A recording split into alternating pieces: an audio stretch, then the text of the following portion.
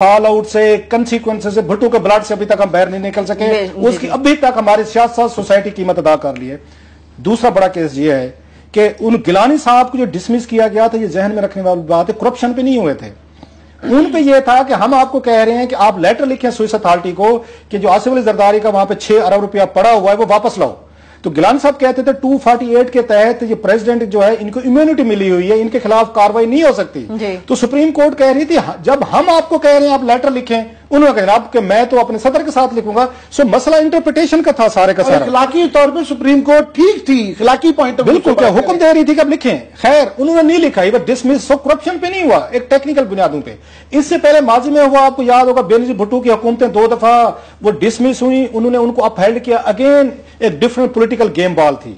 ऐसे नवाज शरीफ साहब की 2 दफा हुकूमतें डिसमिस हुई, माजी में डिफरेंट पोलिटिकल बेसिस थी, रीजनिंग थी, उनको अपहेल्ड किया गया, नहीं रेस्टोर हुए, वट एवर।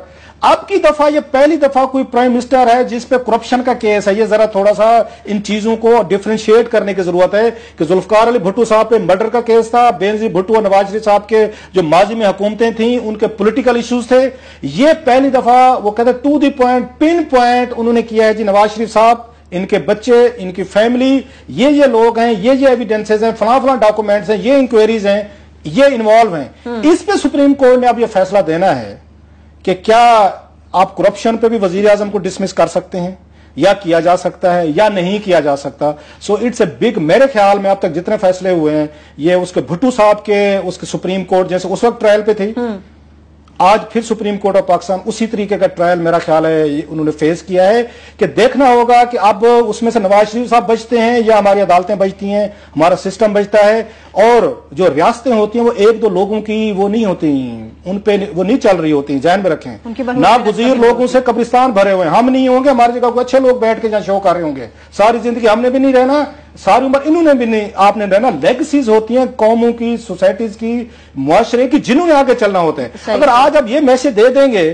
कि आप 3-4 बड़े-बड़े वकील हायर करके करोड़ों रुपए के लेके उनके सामने कतरी लेटर पेश करके अपने अरबों रुपए की जायदाद को 12 लाख दिरहम को जस्टिफाई कर लेंगे तो पाकिस्तानी सोसाइटी नीचे जाएगी। और जो इदारे हैं जो ये समझ रहे हैं कि नवाज शरीफ साहब अगर खुदा ना खास्ता ना रहे तो पता नहीं क्या हो जाएगा, कुछ नहीं होगा जनाब। जब नवाज शरीफ साहब 8 साल पाकिस्तान में नहीं थे, मुल्क चल रहा था, गिलानी साहब को हटा दिया गया तो भी मुल्क चल रहा था। इसलिए दबाव डालने की कोशिश ना करें अदालतों पर, मुआशरा सारी उम्र किसी ने नहीं रहना होता, एक लेगेसी आपको देनी पड़ेगी। नोट साहब टू कानूनी फैसला आना है, इखलाकी और सियासी जो सवालात या नुकसान जो नवाज शरीफ साहब का होना था वो तो हो गया है। इस दौरान में जो ये सारी उनकी बिजनेस प्रैक्टिसेस का तरीकाकार और ये कतरी लेटर, ये जो एक नुकसान हो गया ये तो इररेपरेबल है, मेरा नहीं ख्याल है वो रिवर्सिबल है, वो तो हो गया है। अभी कानूनी फैसला आना है, इखलाकी और सियासी आ चुका है। एक और चीज आमिर ने कहा ना, ये भूचाल खत्म नहीं होगा, इन्होंने वो कोई बहुत मकाफात अमल भी होते, नेचर खुद भी रोल प्ले करते। मुझे उनके अरशेर कौस जी का वो याद आ रहा है कि एक कॉलम था डान में लिखते थे जो उस वक्त ये बेनजीर भुट्टो साहबा और जरदारी साहब का एहतसाब हो रहा था इस्लामाबाद में, इन पे केसेस हो रहे थे, एहसाब रहमान साहब उन पे चढ़े हुए थे, सब के सब वो चीजें हो रही थी।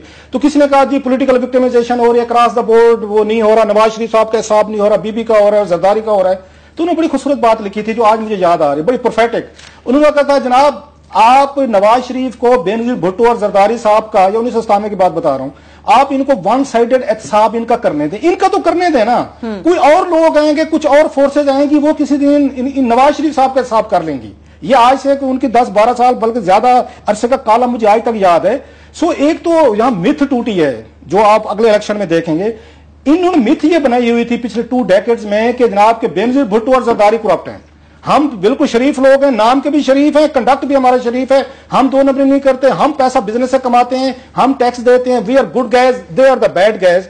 इन्होंने पूरा इलेक्शन पंजाब में इसी बुनियाद पर लड़ा है कि जरदारी और गिलानी करप्ट हैं, इनकी हुकूमतें करप्ट हैं, और लोड शेडिंग पे अल्लाह के फजल से ये मिथ भी टूट गई है जनाब। अगला इलेक्शन आपके करीब आ रहा है, इसी बुनियाद पर इमरान खान इलेक्शन लड़ेगा पंजाब में, वो यही कहेगा पनामा को लेके, ये बेशक मियां साहब छुट भी जाएं, वो मिथ ब्रेक हो गए क्योंकि उन्होंने माना है कि जदादें हमारी हैं, माना तस्लीम किया है कि हमारी वहां पे लंदन में जदादें हैं। आम आदमी को भी समझ जाइए, अगला इलेक्शन इमरान खान भी जनाब ये उसी नारे पे लड़ेंगे जो नवाज शरीफ साहब, शहबाज शरीफ साहब ने पीपल्स पार्टी के खिलाफ लड़ा था कि ये करप्ट भी हैं और ये लोड शेडिंग भी खत्म नहीं कर सके। अब इन्हीं के गले में वही आने वाला है कि जनाब ये यहाँ पे इनकी करप्शन भी सामने आई है और लोड